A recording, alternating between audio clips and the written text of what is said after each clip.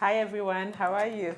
I'm so thankful. I'm thankful for all your feedback. I'm thankful that you received our messages so positively. It's inspiring to me, so it's helping me to do more things, to research more, so I can bring you a little more help. Now, so what are we going to talk about today? You can see I'm so excited, and we changed the hair. Anyway, but my favorite hair is always curly hair, so we're going to go back soon, but I like this one too. By the way, so today we are going to talk about timing, choices, and what you need to do still to make sure that you're ready to take that jump, to take that leap, to do your own thing. This morning, I heard again Jim Quick's comment saying that if you fight for your limits, you get to keep them, because a lot of you have been saying things like, I don't even know if I have any talents. I can't seem to figure them out. Everybody has a talent. Everybody has a talent.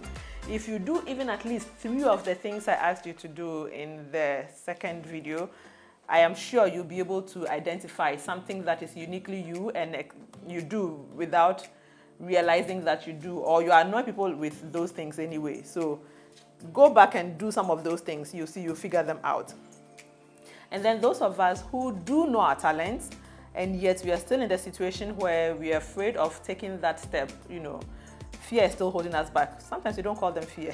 Fear is a very funny thing, We would look for other definitions for it. We will look for other excuses. See, I can come up with 1,001 excuses why I shouldn't do what I'm doing right now, or why I should be doing something else. But I am here and I'm excited to do this because I have decided that I'm going to do it, whether it's comfortable or not, whether it's good or not, whether the camera is there or not, whether lighting is good or not. I have decided that I'm going to do this, and so I will try to do it. That's the spirit. That's what you want to do.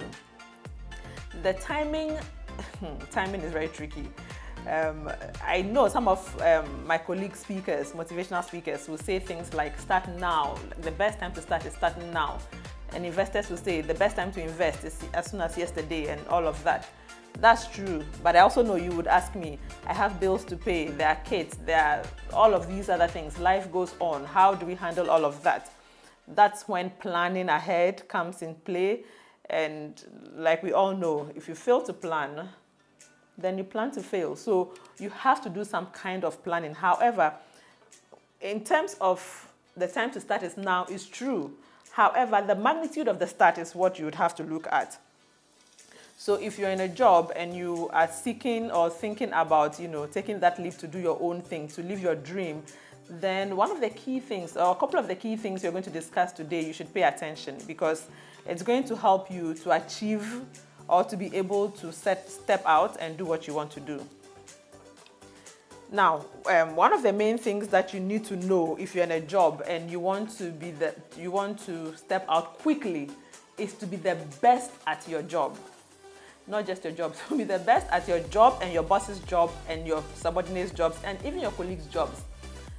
I know that sounds weird. What I mean by to be your best at your boss's job is know what your boss's responsibilities are, so that even when they haven't delegated to you, you can offer help.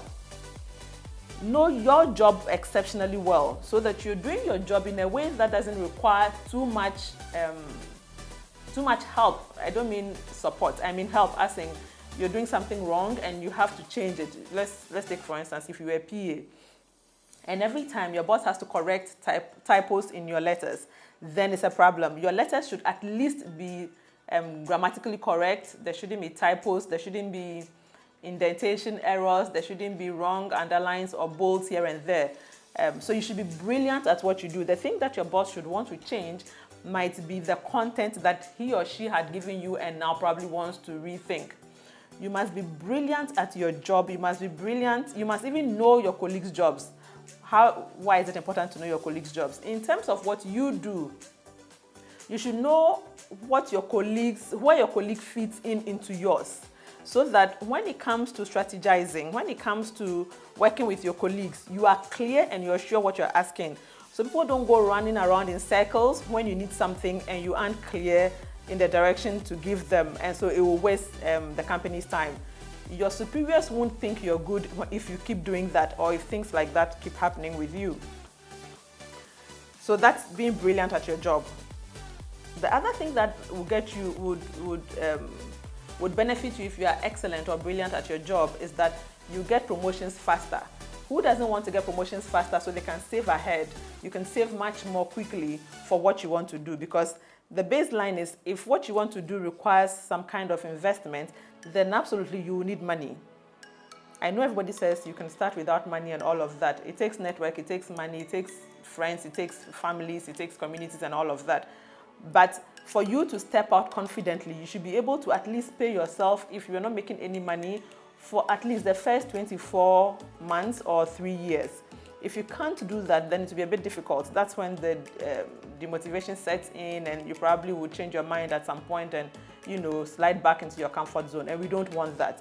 So if you want to step out, then you have to start planning quickly. And part of the planning is that you want to get as many promotions and as quickly as possible, so you can save much more and you can plan ahead faster. Then also have a great working relationship with everybody you work with. Have a great working relationship with your superiors, with your colleagues, especially with your subordinates, because it's your team that makes your life good. It's your team that does the job. It's your team that is there for you.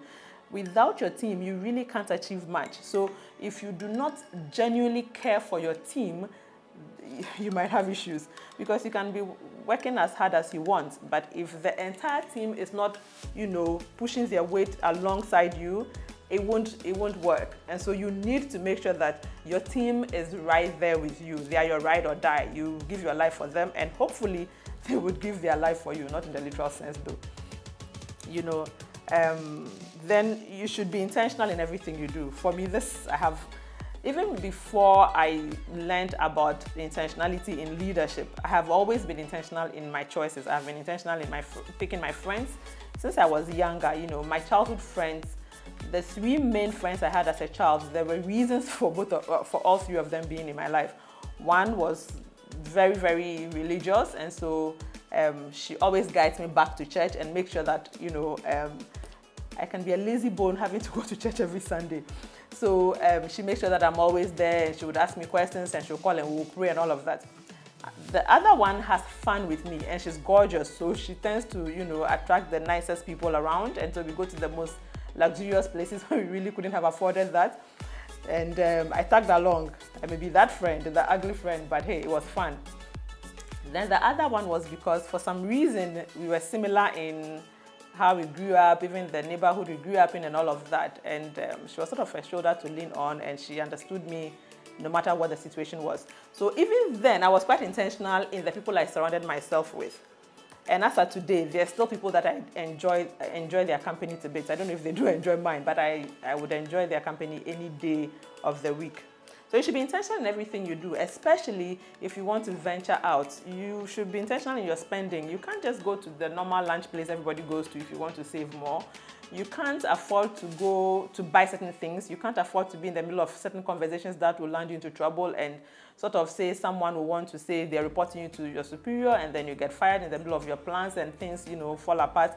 You do not want to do any of those. So you want to be intentional in the way you carry yourself, both in your community and at work, so that you don't fall aside on your plans according to your action plans, especially your timing.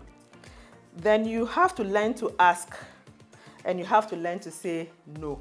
You have to learn to ask for promotions. A lot of us don't know how to have the hard conversations with our superiors. You have to learn to, if you're not getting the promotion and you deserve it, you have to learn to go and sit and have that conversation with your superior. But to have that conversation, you must have evidence that what you have been assigned to do, the tasks you have been assigned to do, you're really actually doing them, you're carrying them out. And the trick is that as you are carrying out your tasks, you should always be going back to your superior to confirm if the things that are being asked of you are being done, and if there's anything else, if you have time and all of that. That way, when you go to have that conversation, you have reference points, you have proof that I have done all that I was asked to do and even more, and I have helped here and I have helped there.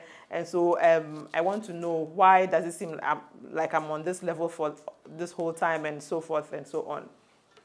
Instead of sitting down and saying, you're only praying and fasting for promotions. We don't pray and fast for promotion. God has already given it to you because God has given you the ability to do what you need to do. We have this innate power that we don't realize. When friends say they're going to fast for something or they're going to do this, sometimes yes, I fast. I fast for critical things. I do, especially when it comes to health and all of that. I don't have any control over. But when it comes to things that I know that He's already gifted us, He's giving you knowledge. He's giving you the ability to move here and there. He's giving you good roads. He's giving you air to breathe and all of that. And you can't go to work on time every single day. And you can't deliver. You can't do this. You can't do that. And then you have to go and pray and fast for promotions. It doesn't happen like that. He's already given it to you. What are you wasting His time for? Rather do the work and then go have the conversations. Because in the process of doing those hard conversations, you are developing your presentation skills, your speaking skills, your communication skills.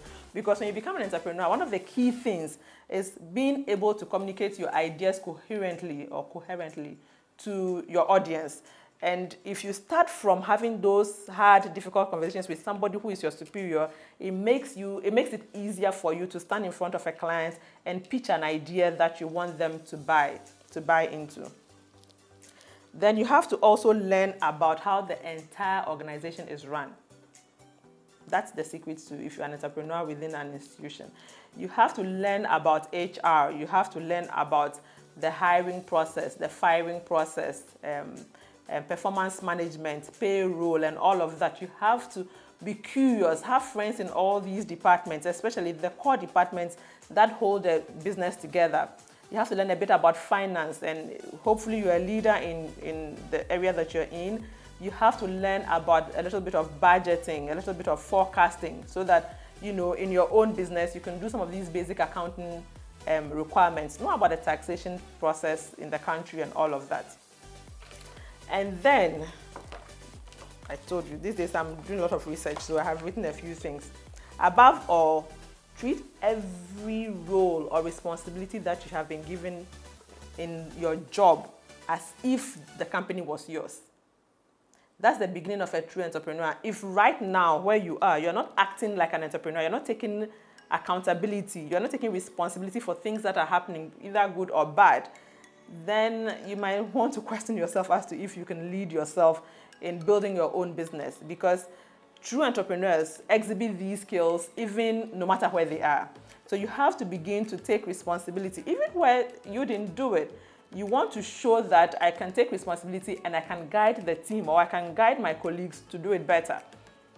So the key is right now identifying wherever you are as the business as being yours, so that you can experiment your leadership skills and keep correcting and growing as you go along. The last thing I want to talk about are choices. Choices. This morning, I really could have chosen not to get out of bed, and I would say, let's record tomorrow, or let's do this tomorrow, or let's do that tomorrow. And tomorrows, there are lots of tomorrows if you choose. But I decided that today I'm going to be happy. I decided I'm going to smile. I even posted on my WhatsApp status, when you smile at the world is forced to smile back at you. When you are, let's say, at the airport and you're meeting someone, and then you see the person behind a couple of people and you start smiling, automatically most of the people in front smile back at you as if, like, do I know you? And they are forced to smile back at you because because you have smiled, it's infectious. It makes the person in front of you, or whatever it is, smile back at you. It makes everybody around you feel more comfortable. And so when you decide that you are going to go on this path, if the path is a positive path, it will lead you to positive things.